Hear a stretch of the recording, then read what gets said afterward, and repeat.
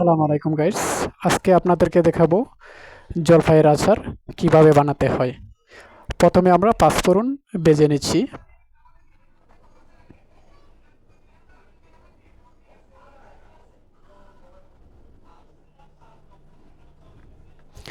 আমাদের পাঁচফোড়ন প্রায় ভাজা শেষ।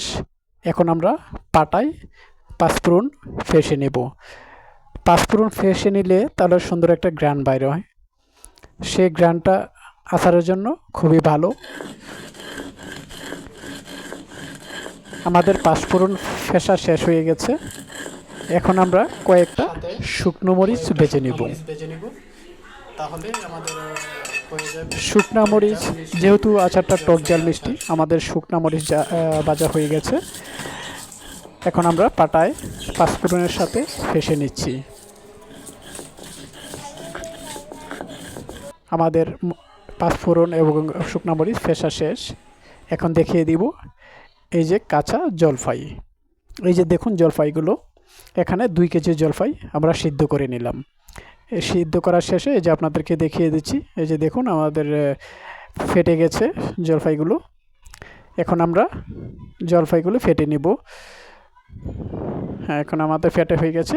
এই মশলাগুলো কী করতে, জলপাই আচার করতে কী লাগে এখানে আমরা দেখাবো। আস্তা রসুনের কোয়া, তারপরে পাঁচফোড়ন, শুকনা মরিচ ফেঁসা, তেল, চিনি। এখন আমরা তেল দিয়ে দিব।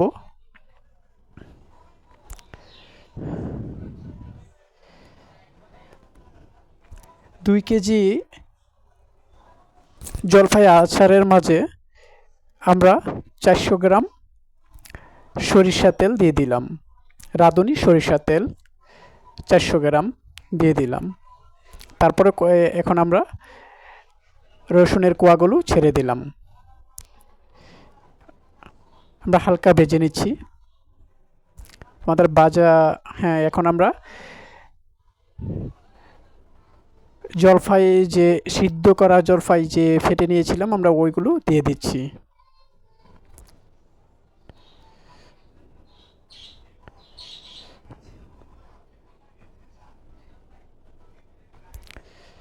এখন তেলের সাথে আমরা জলপাই মিশিয়ে নিব। হে দর্শক, জলপাইয়ের আচার করা খুবই কষ্টকর, অনেক পরিশ্রম হয়, অনেক সময় লাগে এটা করতে, এবং খরচও ব্যয়বহুল।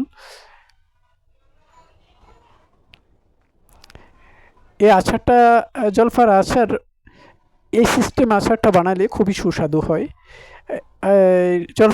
জলপাইটাকে না ফেটিয়েও খাওয়া যায়। এই যে এখন আমরা সামান্য স্বাদ মতো লবণ দিয়ে দিলাম।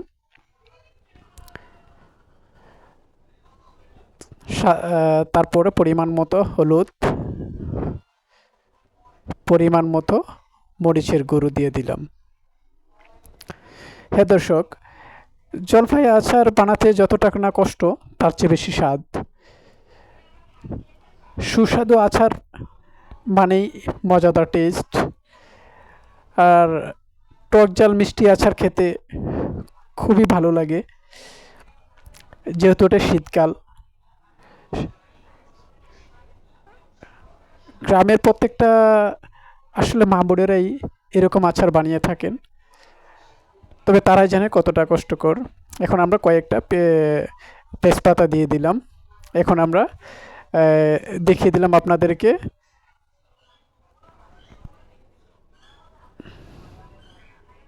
সাদা সিরকা দিয়ে দিলাম 1 টেবিল চামচ দিয়ে আমরা একটু নাড়াচাড়া করছি। এখন আমরা চিনি দিয়ে দেব। এখানে আমরা 2 কেজি জলপাইয়ের মাঝে 400 গ্রাম সরিষার তেল দিলাম এবং চিনি 400 গ্রাম। সরি, চিনি 400 গ্রাম না, আর একটু বেশি চিনি। এখানে প্রায় 600 গ্রাম চিনি আছে এখানে। এখন আমরা পরে আবার একটু দিব, যেহেতু এটা টক জাল মিষ্টি। যেহেতু আমরা মিষ্টি আচার বানাবো, এই জন্য আমরা চিনির পরিমাণটা একটু বাড়িয়ে দিয়েছি। এখন আমরা নাড়াচাড়া করে এটা মিশিয়ে নিচ্ছি। দেখুন সুন্দর একটা কালার হয়েছে।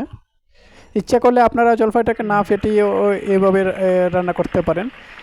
এখন আমরা পাঁচফোড়ন এবং শুকনো মরিচ ফেসা ওটা আমরা আচারের উপরে ছিটিয়ে দিলাম। এখন আচারের কালারটা একটু কালচে কালার আসবে। এখন আচারের কালারটা আসবে, এই যে আমরা নাড়াচাড়া করে পাঁচফোড়নটা মিশিয়ে নিচ্ছি। যেমন প্রথম একটা জলপাই কালার ছিল, এখানে একটু কালারটা, হ্যাঁ আমাদের আচারের কালারটা দেখুন দর্শক, টক ঝাল মিষ্টি আচার কার কার খেতে ইচ্ছে করছে কমেন্ট বক্সে জানিয়ে দিবেন। আমাদের আচারটার কালারটা খুবই সুন্দর হয়েছে। হ্যাঁ দর্শক দেখুন, আমাদের আচার প্রায় শেষের পথে। দেখুন খুবই সুন্দর হয়েছে আচারটা। যে দেখুন নাড়াচাড়া করলে যে আমরা হাঁড়িতে বসিয়েছি এক ফোঁটা লাগে না। এই যে দেখুন খুবই সুন্দর হয়েছে। এমন সুন্দর আচার আসলে খেতে খুবই সুস্বাদু। হ্যাঁ দর্শক, আমাদের রান্না কমপ্লিট হয়ে গেছে, টক ঝাল মিষ্টি জলপাইয়ের আচার। দেখুন আমাদের আচারটা দেখে যদি আপনাদের ভালো লেগে থাকে অবশ্যই একটা শেয়ার করে দিবেন এবং অন্যদেরকে দেখার সুযোগ করে দিবেন। বিভিন্ন ধরনের আচার দিতে জানে না, তারা যেন আচারটা দিতে পারে। দেখুন আমাদের আচারটা এখন নামিয়ে নিয়েছি। দেখুন আমাদের আচারের কালারটা কত সুন্দর হয়েছে। আসলে গৃহিণীর হাতে আচার মানেই সুস্বাদু আচার, মানে ভিন্ন ধরনের স্বাদ। এমন আচার খেতে কারণ